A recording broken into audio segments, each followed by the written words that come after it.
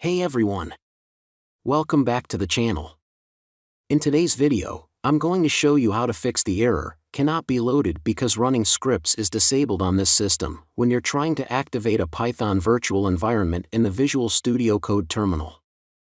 This error can stop you in your tracks, but don't worry, I've got a quick and simple fix that will get you back to coding in no time. Let's get started.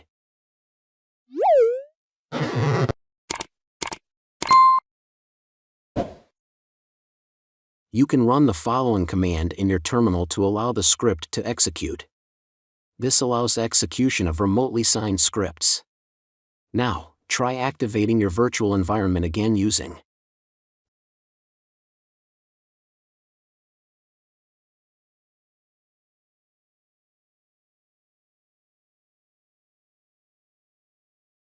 After activating the virtual environment, you should see the environment name in parentheses at the beginning of your terminal prompt, indicating that the virtual environment is active. And that's it. Now you know how to fix the running scripts is disabled error in Visual Studio Code. With this quick solution, you'll be able to activate your virtual environment without any issues. If this video helped you, be sure to give it a thumbs up and subscribe for more coding tips and fixes.